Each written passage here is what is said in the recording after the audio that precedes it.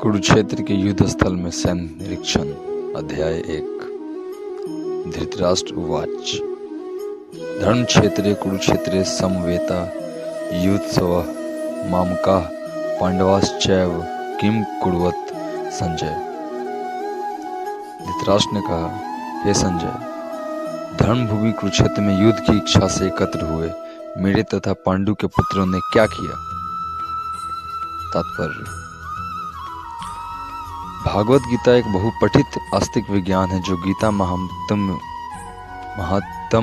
में सार रूप में दिया हुआ है। इसमें यह उल्लेख है कि मनुष्य को चाहिए कि वह श्री कृष्ण के भक्त की सहायता से संवीक्षण करते हुए भगवत गीता का अध्ययन करे और स्वार्थ प्रेरित व्याख्याओं के बिना उसे समझने का प्रयास करे। अर्जुन ने जिस प्रकार से साक्षात भगवान कृष्ण से गीता सुनी और उसका उपदेश ग्रहण किया, इस प्रकार की स्पष्ट अनुभूति का उदाहरण भगवद गीता में ही है। यदि उसी गुरु परंपरा से निजी स्वार्थ से प्रेरित हुए बिना किसी को भगवद गीता समझने का सौभाग्य प्राप्त हो, तो वह समस्त वैदिक ज्ञान तथा विश्व के समस्त शास्त्रों के अध्ययन को पीछे छोड़ देता है।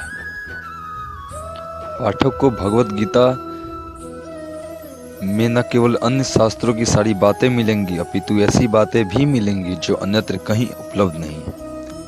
यही गीता का विशिष्ट मानदंड है। स्वयं भगवान श्री कृष्ण द्वारा साक्षात उच्चारित होने के कारण यह पूर्ण आस्तिक विज्ञान है।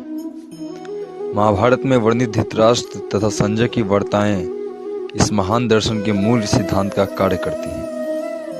माना जाता है कि इस दर्शन की प्रस्तुति कुरुक्षेत्र के युद्ध स्थल में हुई, जो वैदिक युग से पवित्र तीर्थ स्थल रहा है। इसका प्रवचन भगवान द्वारा मानव जाति के पथ प्रदर्शन हेतु तब किया गया जब वह इस लोक में स्वयं उपस्थित थे।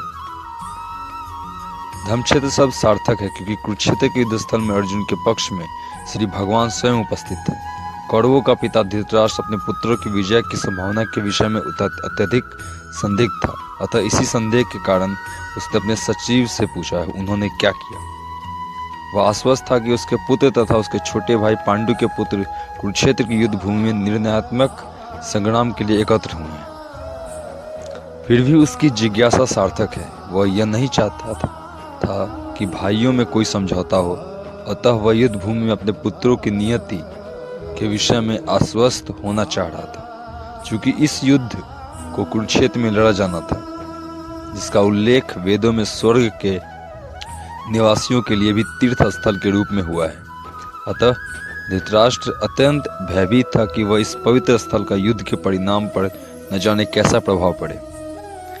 उससे भलीभांति ज्ञात था कि उसका प्रभाव अर्जुन तथा पांडु के अन्य पुत्रों पर अत्यंत अनुकूल पड़ेगा, क्योंकि स्वभाव से वे सभी पुण्य आत्मा थे।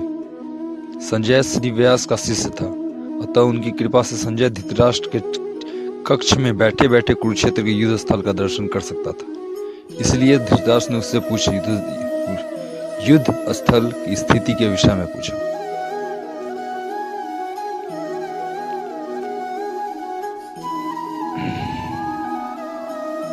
हरे कृष्ण। पांडव तथा धृतराष्ट्र के पुत्र दोनों एक ही वंश से संबंधित हैं, किंतु यहाँ पर धृतराष्ट्र के वाक्य से उसके मनोभाव प्रकट होते हैं। उसने जानबूझकर अपने पुत्र को कुकुरु कहा और पांडु के पुत्र को वंश के उत्तराधिकारी से विलग कर दिया। इस तरह पांडु के पुत्रों अर्थात अपने भतीजों के साथ धृतराष्ट्र की विशिष्ट मन स्थिति समझी जा सकती है। जिस प्रकार धान के खेत से अवांछित पौधों को उखाड़ दिया जाता है, उसी प्रकार इस कथा के आरंभ से ही ऐसी आशा की जाती है कि जहाँ धर्म के पिता श्री कृष्ण उपस्थित हों, वहाँ कुरुक्षेत्र रूपी खेत में दुर्योधन आदि धृतराष्ट्र के पुत्र रूपी अवांछित पौधों को समूल नष्ट करके युधिष्ठिर आदि नितांत धार्मिक पुरुषों की स्थापना की जाएगी। यहाँ धर्म क्षेत्र तथा कुरुक्षेत्र शब्दों की उनकी ऐतिहासिक तथा वैदिक महत्ता के लिए अतिरिक्त यही सार्थकता है।